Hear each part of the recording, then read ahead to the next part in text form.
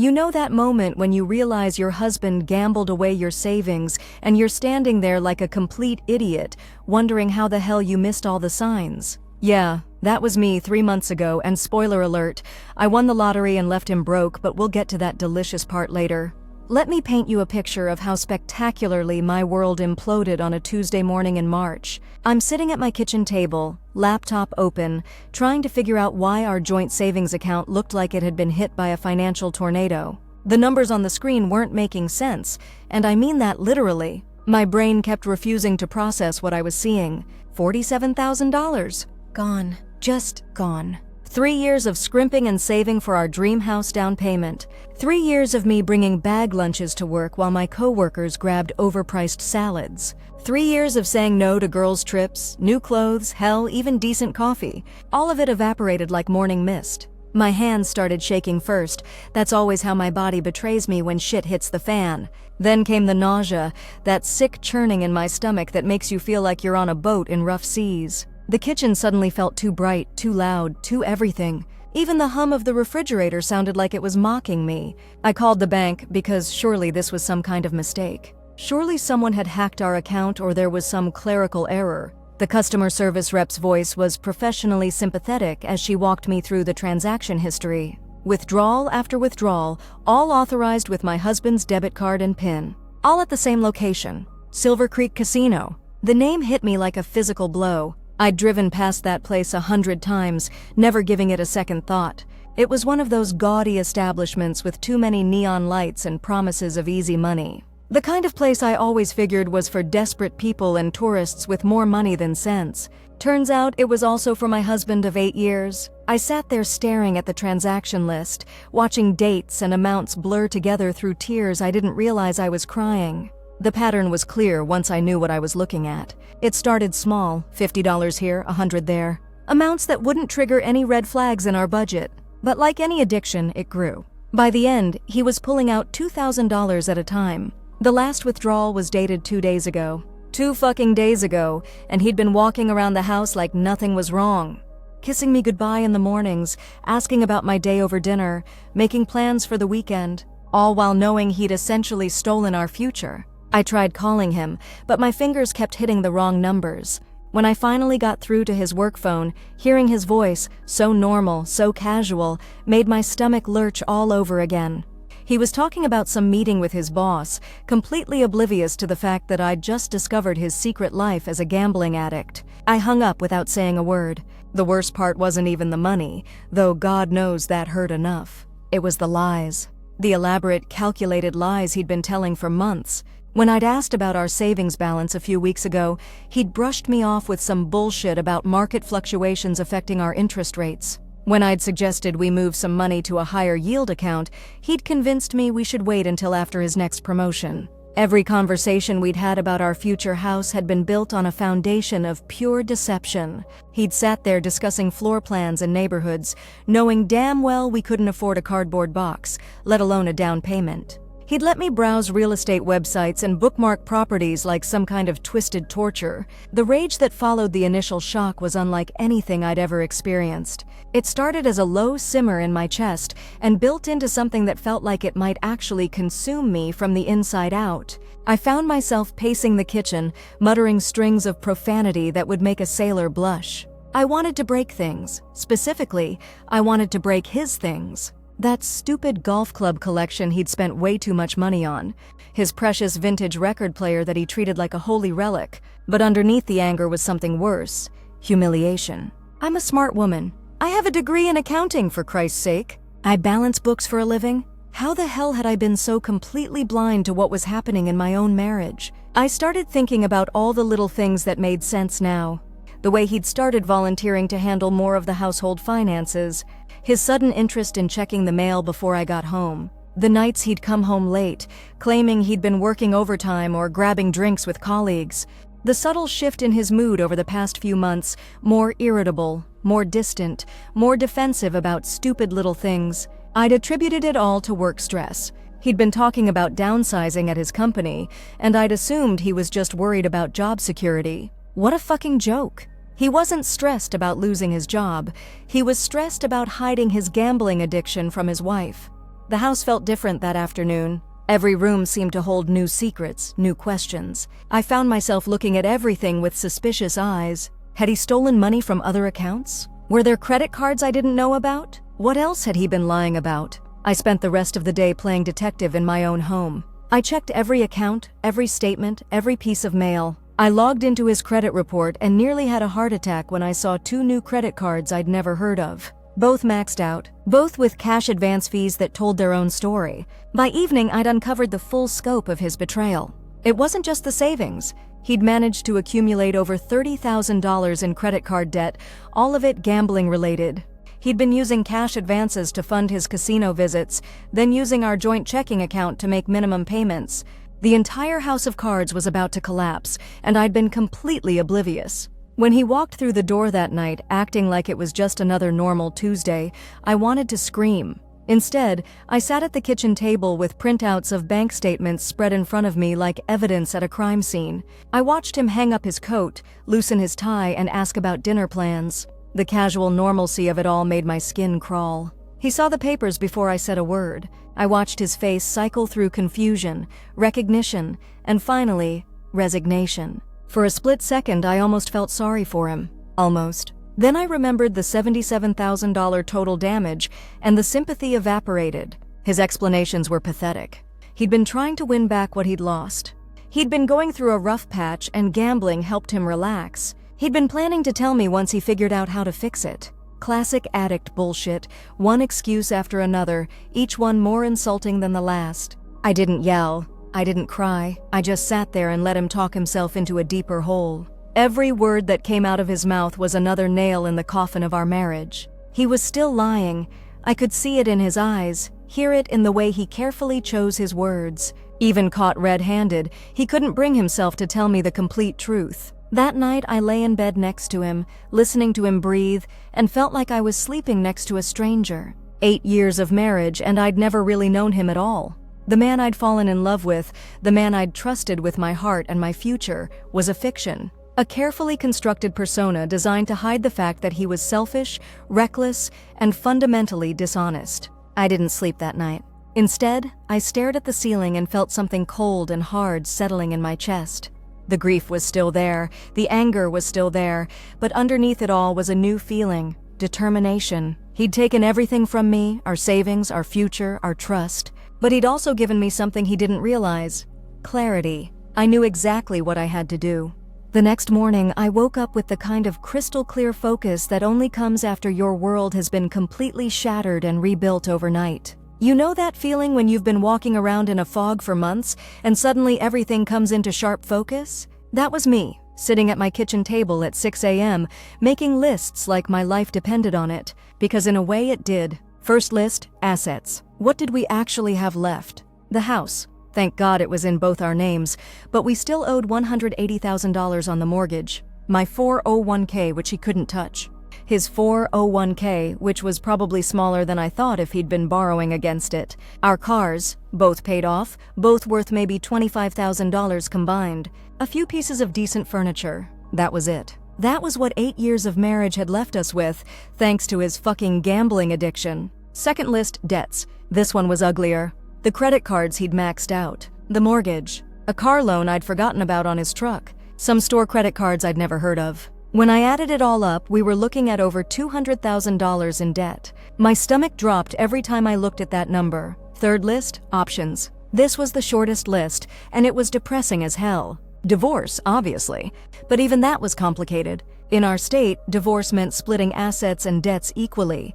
So I'd walk away with half the house equity and half the debt. I'd essentially be paying for his gambling habit for the next decade. The thought made me physically ill. I spent the next few days in a weird kind of limbo. I went to work, came home, made dinner, and pretended everything was normal. But inside I was planning. I was calculating. I was figuring out how to extract myself from this nightmare without destroying my own financial future in the process. My husband, I was already thinking of him as my husband, instead of David, which probably should have told me something, was trying to act like everything was fine. He'd wake up, shower, get dressed, and head to work like he hadn't just obliterated our marriage. He'd even try to make small talk over coffee. I'd respond with the bare minimum, watching him pretend that apologizing once was enough to fix 8 years of lies. The worst part was how he seemed to think that because I wasn't screaming or throwing things, I was getting over it. He'd catch me staring at my laptop and ask if I was looking at houses again. The audacity was breathtaking. He'd literally gambled away our down payment and was asking if I wanted to browse real estate. I'd just smile and say something non-committal, but inside I was cataloging every tone-deaf comment for later use. I started doing research. Real research. I looked up every casino in a 50-mile radius and found out which ones he'd been frequenting. I pulled his credit card statements and mapped out his gambling patterns. I discovered he had a routine: Tuesdays and Thursdays after work, most weekends. He'd tell me he was working late or meeting friends, and instead he'd be feeding slot machines and losing at poker. The research was therapeutic in a twisted way. Every new piece of information I uncovered felt like reclaiming a little bit of my power. I wasn't the naive wife anymore, blindly trusting while her husband lied to her face. I was gathering intelligence, building a case, preparing for war. I also started seeing a therapist. Not couples therapy? Fuck that noise. Individual therapy, because I needed someone to help me process the complete mindfuck that my life had become. Dr. Martinez was exactly what I needed: practical, no nonsense, and completely unsympathetic to my husband's bullshit. She helped me understand that what I was experiencing wasn't just betrayal, it was a form of financial abuse. He'd made unilateral decisions about our shared resources without my knowledge or consent. He'd manipulated me into thinking everything was fine while systematically destroying our financial security. The clinical terms for it helped somehow. It made me feel less like a victim and more like someone who'd been deliberately targeted. During one session, Dr. Martinez asked me what I wanted my life to look like in 5 years. The question caught me off guard. I'd been so focused on the immediate crisis that I hadn't thought about the future. When I really considered it, the answer was clear. I wanted to be free. Free from debt, free from lies, free from the constant anxiety of wondering what financial bombshell would explode next. That's when I started making my real plans. I opened a separate bank account. Just a small one at first, but it was mine. I started funneling money into it, small amounts that wouldn't trigger any red flags. $20 here, $50 there. I told myself it was an emergency fund, but really it was a freedom fund. I also started documenting everything. I printed out bank statements, credit card bills, and casino receipts. I organized them by date and amount. I created a timeline of his gambling activity and cross-referenced it with his lies about working late or meeting friends. I was building a case, even though I wasn't sure yet what I was building it for. The hardest part was maintaining the facade at home. I had to act like a woman who was hurt and disappointed but ultimately willing to work things out. I had to pretend that his half-hearted apologies and promises to get help were enough to save our marriage. I had to smile when he suggested we could rebuild our savings together, as if I trusted him with so much as a $5 bill. But inside, I was getting stronger. Every day that passed, every lie he told, every time he acted like this was just a bump in the road, it all made me more determined to burn his world to the ground.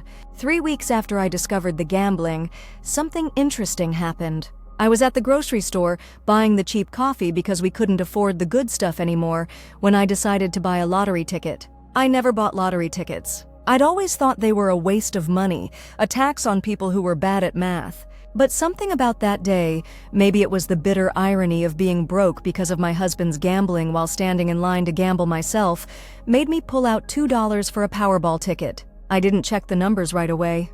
The ticket sat in my purse for 3 days before I even remembered I'd bought it. When I finally looked it up on my phone, sitting in my car after work, I had to check the numbers 3 times before I believed what I was seeing. 4 out of 6 numbers matched. The payout was $50,000. $50,000. I sat in that parking lot for 20 minutes, staring at my phone, feeling like the universe had just handed me the most perfect weapon imaginable. My husband had gambled away our future, and I'd accidentally won it back, with interest. The first thing I did was call the lottery office to verify the ticket.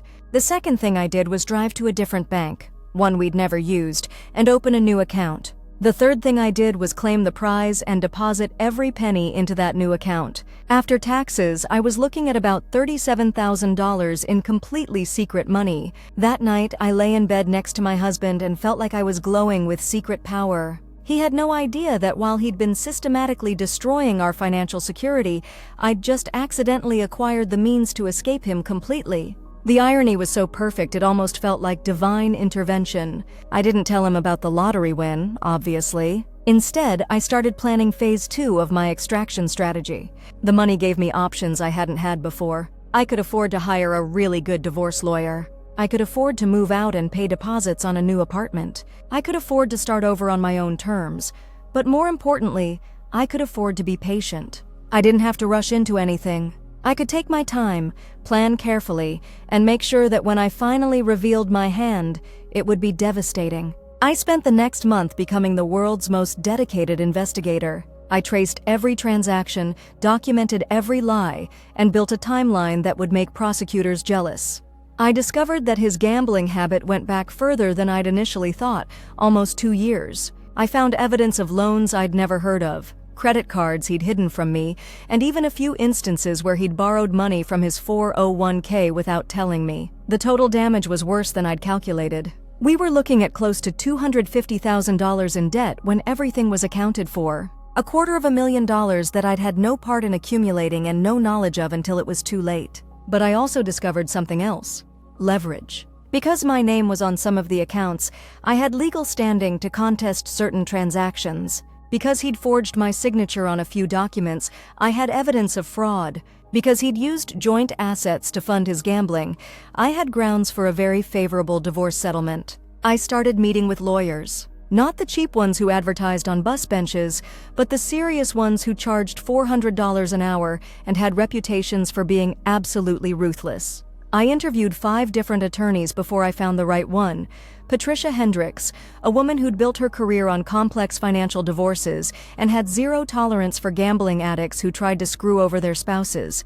Patricia looked at my documentation and smiled the kind of smile that probably made opposing lawyers break out in cold sweats. She confirmed what I'd hoped. I had a very strong case for keeping most of our assets and sticking him with most of the debt. The forged signatures alone were enough to get him in serious legal trouble. But she also suggested something I hadn't considered: bankruptcy. If I filed for divorce and then he filed for bankruptcy, I might not see a penny of what he owed me. The better strategy, she said, was to secure my position first, then file for divorce from a position of strength. That's when I started making my final preparations. I quietly transferred ownership of my car into my name only. I opened a new checking account and started having my paychecks deposited there. I moved my personal items out of the house gradually, a few boxes at a time, stored in a friend's garage. I was disappearing from my own life piece by piece, and my husband was too self-absorbed to notice. The hardest part was maintaining the illusion that I was still committed to working things out. I had to sit through his promises to get help, his suggestions for couples therapy, his plans for how we could rebuild our savings. I had to nod and smile while he talked about taking out a loan against his 401k to pay down the credit cards, as if I'd trust him with our retirement money after he'd already gambled away our house fund. But I also had to be careful not to seem too agreeable. If I suddenly became the perfect, forgiving wife, he'd know something was up. So I played the part of a woman who was hurt and disappointed, but slowly coming around. I'd have good days and bad days.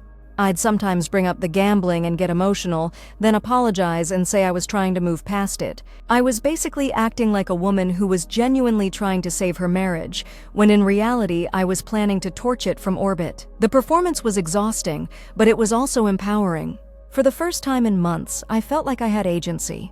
I wasn't just a victim of his choices anymore.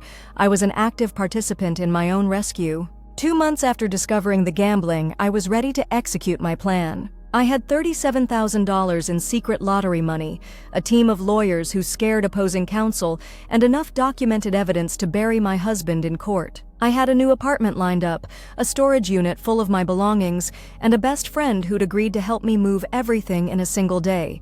But most importantly, I had something my husband had never expected me to develop: a taste for revenge. He'd spent 2 years lying to me, stealing from me, and manipulating me. He'd made me feel stupid, naive, and powerless. He'd gambled away our future and then acted like it was just a minor setback we could overcome together. Well, he was about to learn that I was neither stupid nor powerless, and I was definitely not interested in overcoming anything together. The only question left was timing. I wanted maximum impact, maximum humiliation, and maximum legal protection. I wanted him to understand exactly what he'd lost and exactly why he'd lost it. I wanted the moment of revelation to be so perfectly devastating that he'd replay it in his head for years to come. I didn't have to wait long. The universe, having already provided me with lottery winnings, was apparently in a mood to keep the irony coming. My husband announced that he'd been invited to his company's annual golf tournament. It was a big deal. Clients, executives, the whole 9 yards. He'd been talking about it for weeks, how it was a chance to network and potentially get noticed for a promotion. He'd even bought new golf clothes, which pissed me off because we were supposedly broke. But the tournament was also perfect for my purposes. It would be held at a country club on a Saturday afternoon. He'd be surrounded by his colleagues, his boss, and people he was trying to impress. He'd be completely unprepared for any kind of personal drama. That's when I decided the golf tournament would be the perfect stage for the final act of our marriage. I started making calls. The morning of the golf tournament, I woke up feeling like a predator who'd been circling wounded prey for months and was finally ready to strike. That sounds dramatic, but honestly, that's exactly what it felt like. I'd been planning this moment for 2 months, and every detail was locked and loaded. My husband was in the shower, humming some stupid song and probably thinking about his big networking opportunity. Meanwhile, I was lying in bed, mentally rehearsing the most epic public humiliation in corporate golf history. I'd spent the previous week making final preparations. Patricia, my lawyer, had the divorce papers ready to go. The process server, a woman named Janet who looked like someone's sweet grandmother but had the steely determination of a bounty hunter, was on standby. I'd coordinated with my friend Sarah to have a moving truck at the house by 2 p.m. By the time my husband finished his golf game, I'd be moved out, divorced, and financially secured. It was going to be beautiful. The really twisted part? I was actually looking forward to it. For 2 months, I'd been playing the role of the devastated but hopeful wife, and I was fucking exhausted. Today, I got to drop the act and show him exactly who he'd been messing with. Today, I got to be myself again, and myself, it turned out, had developed a seriously vindictive streak. I made him breakfast that morning. Eggs over easy, the way he liked them. I even gave him a kiss goodbye and told him to have fun at the tournament. He looked so pleased with himself, so confident that he'd weathered the storm of my discovery, and we were moving forward. The poor bastard had no idea he was about to become the cautionary tale his coworkers would tell for years. After he left, I spent an hour getting ready. Not just ready, I got fucking spectacular. I wore the red dress I'd bought for our anniversary dinner that we'd never had because, surprise, he'd gambled away the money for a nice restaurant. I did my hair, my makeup, my nails. I wanted to look like a woman who'd just won the lottery because technically I had. More importantly, I wanted to look like a woman who was way too good for the lying, gambling piece of shit she'd married.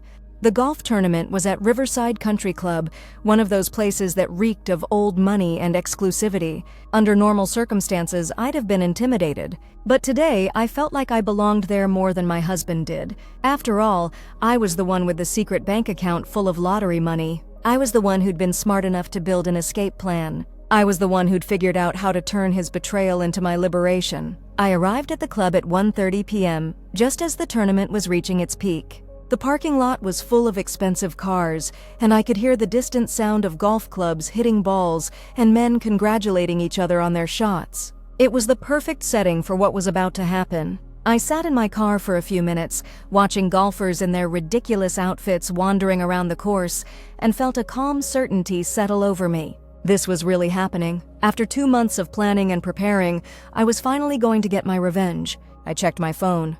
Janet, the process server, was already on the course, disguised as a beverage cart driver.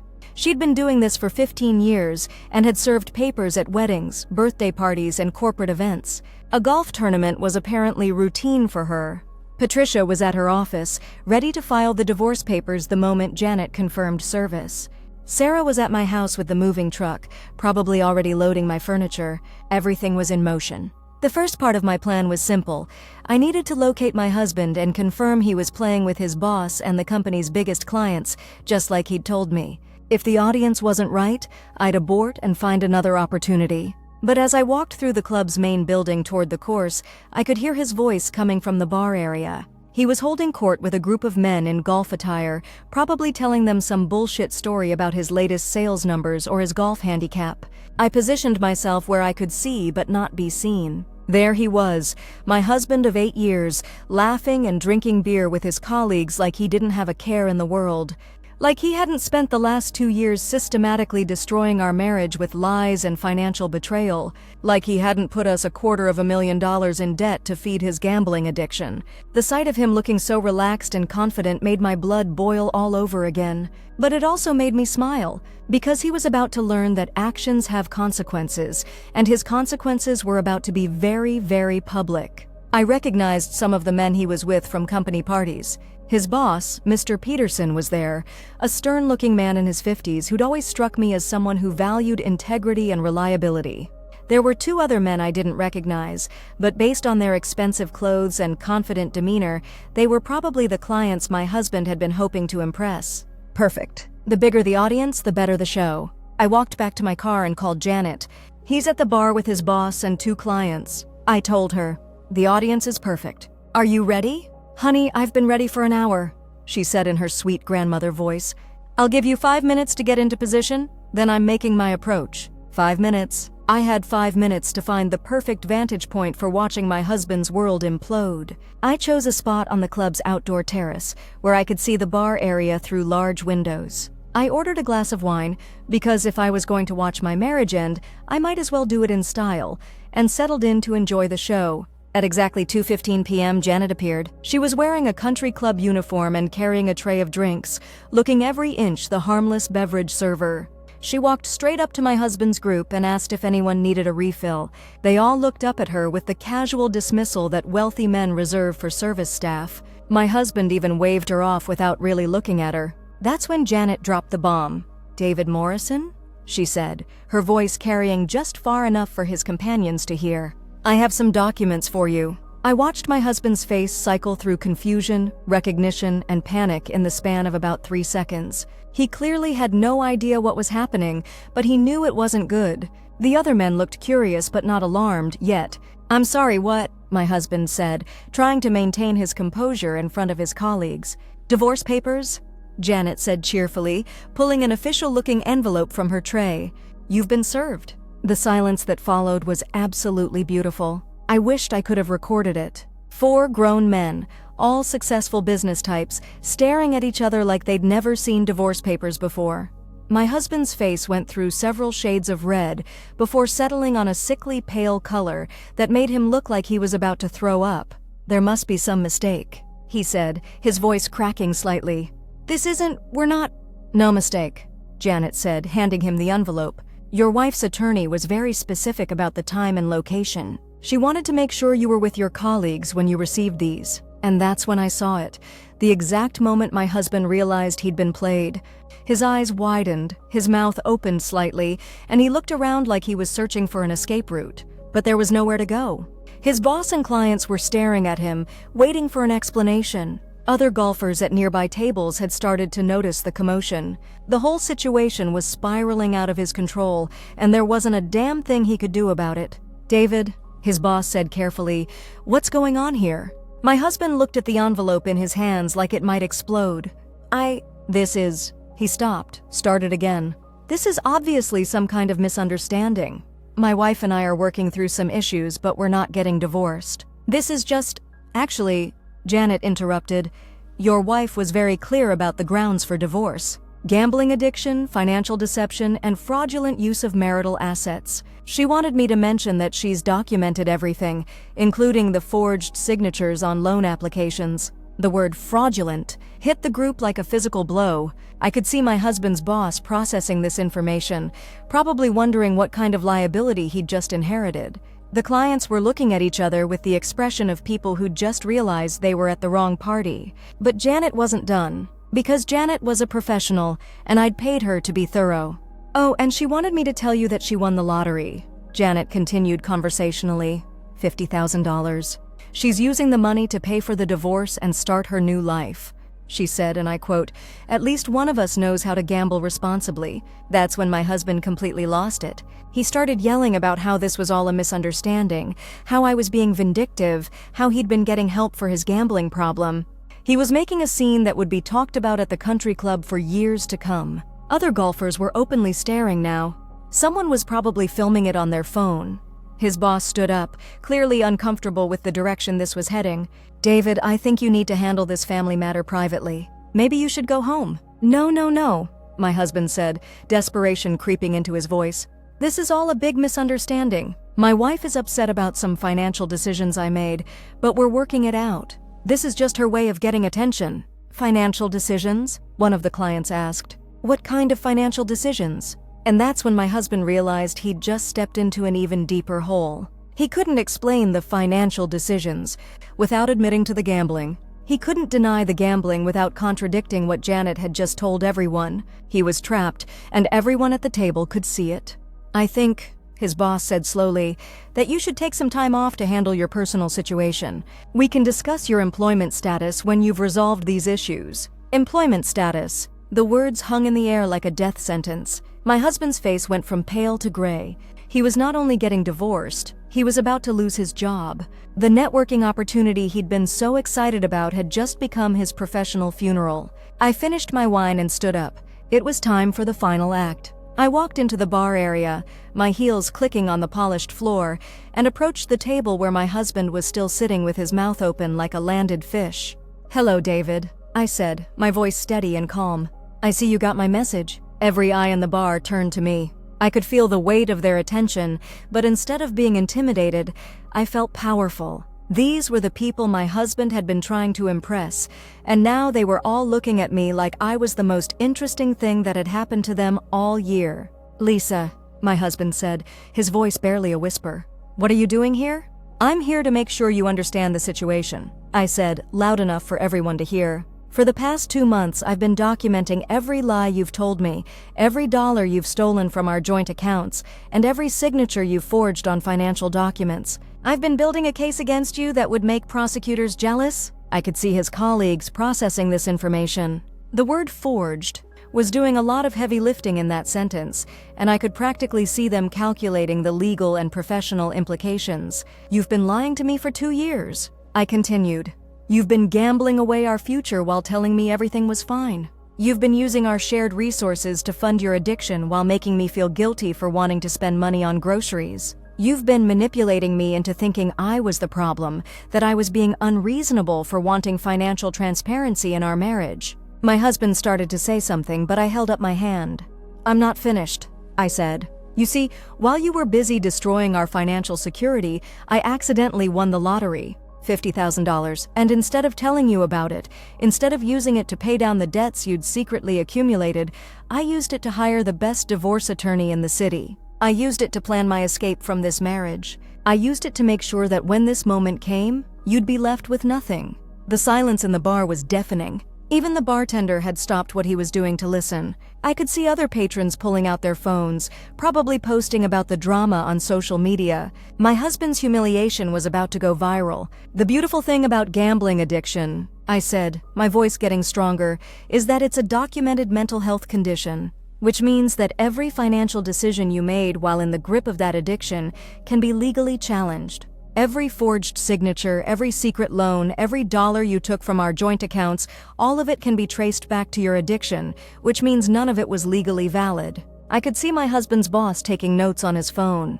The clients were looking at each other with expressions that clearly said they wanted to be anywhere but here. This was exactly the kind of personal drama that corporate executives spent their careers trying to avoid. "So here's what's going to happen," I continued. "You're going to be served with divorce papers that will leave you with the majority of the debt you accumulated. You're going to lose the house, because I'm going to prove that you used it as collateral for gambling debts without my knowledge or consent. You're going to lose access to my income, which means you're going to have to figure out how to pay for your lifestyle on your own." I leaned closer to him, lowering my voice so only he could hear. "And you're going to do all of this while knowing that I played you better than you ever played poker. You thought you were so smart, hiding your gambling from your stupid wife. But your stupid wife was smarter than you gave her credit for. Your stupid wife documented everything. Your stupid wife hired better lawyers than you can afford. Your stupid wife won the lottery while you were busy losing everything else." I straightened up and addressed the table. "Gentlemen, I apologize for interrupting your golf game, but I wanted to make sure my husband understood that his actions have consequences, and I wanted to make sure he understood those consequences in front of the people he cares about impressing." I turned to walk away, then paused and looked back at my husband. "Oh, and David?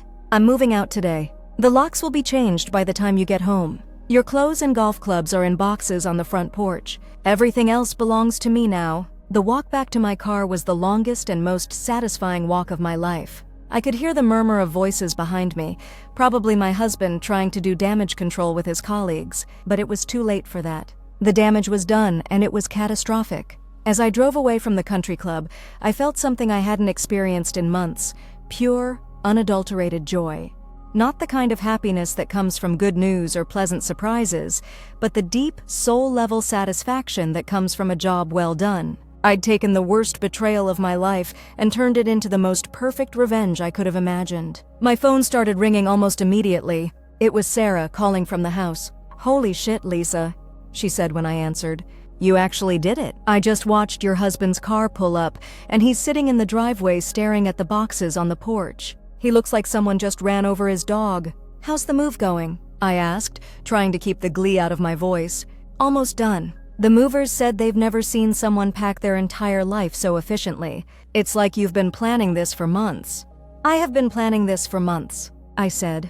"Every detail, every contingency. I wanted to make sure that when I walked away from this marriage, I'd be walking away completely." "Well, mission accomplished. Your husband just tried to use his key on the front door. I can see him through the window, and he looks absolutely lost." I felt a small pang of something, not sympathy exactly, but recognition of the fact that I'd just completely destroyed someone's life. But then I remembered the bank statements, the forged signatures, the 2 years of lies. The pang disappeared. "He'll figure it out," I said. "He's a smart guy. He just needs to learn that actions have consequences." When I got to my new apartment, I found a bottle of champagne waiting for me, courtesy of Patricia. There was a note attached. "Congratulations on your new life. You've officially set the gold standard for revenge divorces. Call me Monday to discuss the next steps." I opened the champagne and poured myself a glass, then sat on my new couch in my new apartment and tried to process what had just happened. 6 hours ago, I'd been married to a lying gambling addict who'd stolen our future. Now I was single, financially secure, and free to build whatever life I wanted. The apartment was quiet in a way my house never had been. There was no underlying tension, no wondering what my husband was hiding, no walking on eggshells around his moods. Just peace, silence, and the intoxicating possibility of starting over. I called my sister, who'd been following the whole drama from across the country. "Did you really serve him divorce papers at his company golf tournament?" she asked without preamble. "I really did," I said, "in front of his boss and their biggest clients. It was beautiful." "You're my hero," she said. "I've been telling everyone about this. You took the worst thing that ever happened to you and turned it into the most badass revenge story I've ever heard." "I learned something about myself," I said. "I learned that I'm not the kind of person who just takes abuse and betrayal lying down. I'm the kind of person who documents everything, builds a case, and strikes back when the time is right." "And you're the kind of person who wins the lottery right when she needs it most," my sister added. "The universe clearly has your back." That night, I sat in my new bedroom, looking out at the city lights, and thought about the future. For the first time in 2 years, I could make plans that weren't contingent on my husband's honesty or reliability. I could dream about things I wanted to do, places I wanted to go, goals I wanted to achieve. I could be myself again, without constantly wondering if the person I'd married was lying to me about something else. The divorce would take a few months to finalize, but the hard part was over. I'd escaped. I'd won. I'd turned his betrayal into my liberation, and I'd done it in the most spectacularly public way possible. As I drifted off to sleep in my new bed, I realized that the lottery win had been just the beginning. The real jackpot was discovering that I was strong enough, smart enough, and ruthless enough to save myself when someone I loved tried to destroy me. My husband had gambled away our savings, but I'd won something much more valuable: my freedom, my self-respect, and the knowledge that I'd never again be anyone's victim. In the end, I'd gotten the better deal by far. 6 months later, I'm sitting in my favorite coffee shop, the one with the expensive lattes I can actually afford now, reading the final divorce decree, and let me tell you, it's better than any romance novel I've ever read. The legal language is dry as toast, but the outcome? Pure poetry. I got the house. I got to keep my lottery winnings. I got to walk away from 90% of his gambling debts. And my personal favorite detail, he has to pay me spousal support for the next 3 years, while he deals with the financial mess he created. The irony is so thick you could cut it with a knife. The best part? His lawyer tried to argue that I was being vindictive by hiding the lottery win. Patricia shut that down so fast it made my head spin. "Your Honor," she said, "my client won that lottery ticket after discovering her husband's betrayal. She had no legal obligation to share windfall earnings with someone who was actively defrauding her."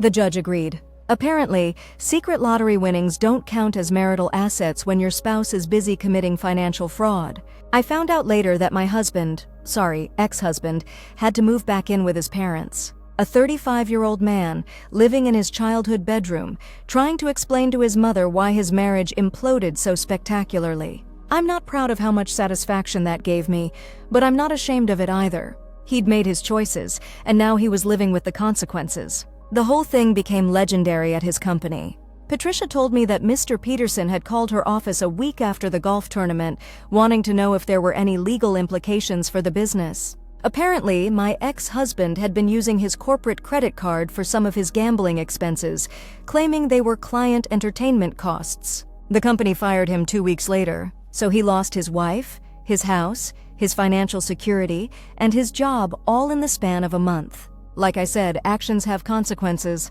I won't lie. There were moments during those first few months when I questioned whether I'd gone too far, usually late at night when the apartment felt too quiet, and I found myself missing the familiarity of married life. Not missing him exactly, but missing the routine, the shared responsibilities, the illusion of partnership.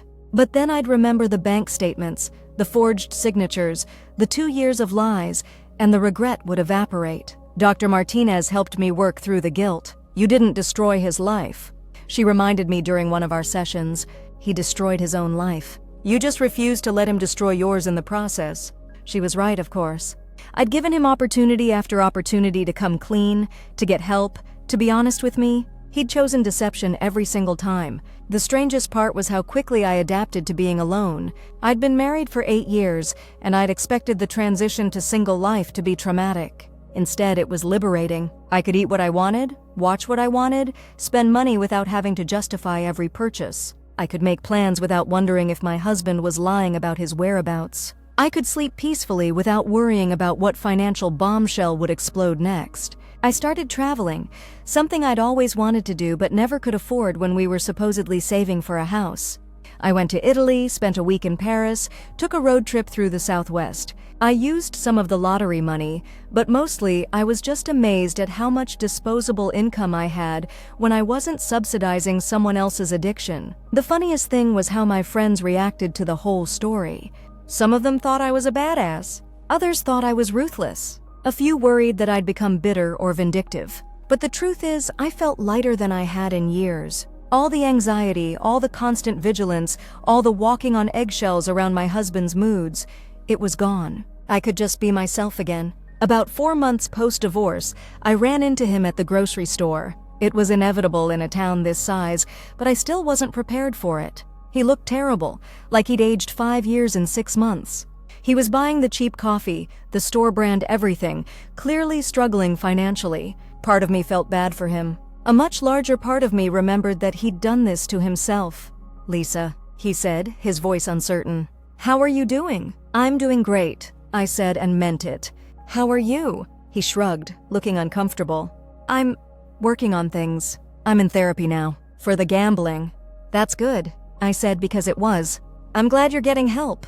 "I know you probably don't want to hear this," he said, "but I'm sorry. For all of it. I know I fucked up everything, and I know I hurt you. I'm sorry." I looked at him, really looked at him, and felt nothing. Not anger, not satisfaction, not even pity. Just nothing. "I appreciate that," I said. "But apologies don't undo the damage. You made your choices and I made mine." He nodded, looking defeated. "I know. I wanted you to know that I regret it. All of it. I don't regret it," I said. "Any of it. Because if you hadn't gambled away our savings, I never would have bought that lottery ticket. If you hadn't lied to me for 2 years, I never would have learned how strong I actually am. If you hadn't betrayed me, I never would have discovered that I'm capable of saving myself." I could see him processing this, trying to figure out if I was being sarcastic or genuine. The truth was, I was being completely honest. His betrayal had been the catalyst for the best thing that had ever happened to me, learning that I didn't need anyone else to rescue me. I hope you figure things out, I said, but I also hope you understand that your problems aren't my responsibility anymore. They never should have been. I left him standing there in the cereal aisle, looking like he'd been hit by a truck. I felt bad for about 30 seconds, then remembered that he'd had 2 years to make different choices. 2 years, to be honest with me. 2 years to get help before it destroyed our marriage. He'd chosen to gamble instead, and now he was living with the consequences. As I drove home to my beautiful apartment, I thought about the lottery ticket that had changed everything. $2 and a moment of bitter irony had given me the tools to escape a marriage that would have eventually destroyed me. People always say the lottery is a game for suckers, but in my case, it was the best investment I'd ever made. These days, I'm dating again. Nothing serious yet, but I'm open to possibilities. The difference is, I know exactly what I will and won't tolerate in a relationship. I know the warning signs of financial deception. I know how to protect myself. Most importantly, I know that I'm strong enough to walk away from anyone who tries to lie to me or manipulate me. My ex-husband gambled away our savings, but I won something much more valuable: my freedom, my self-respect, and the knowledge that I'm nobody's victim. In the end, I got the better deal by far. And if that's not a lottery win, I don't know what is. Sometimes people ask me if I regret how publicly I humiliated him. The answer is no. Not even a little bit. He'd spent 2 years humiliating me privately, making me feel stupid for trusting him, making me feel guilty for wanting financial transparency in my own marriage. Turnabout, as they say, is fair play. The last I heard, he was working at a used car dealership and living with a roommate. He'd filed for bankruptcy, just like Patricia had predicted. The gambling debts that would have destroyed both of us ended up being his problem alone. Sometimes the universe has perfect timing. I kept the lottery ticket, by the way. It's framed on my wall now, right next to my final divorce decree. A reminder that sometimes the best revenge is living well, and sometimes the best gamble is betting on yourself. My husband thought he was the smart one, the one who could manipulate and deceive without consequences. Turns out the real gambler in our marriage was me, and I won everything that mattered.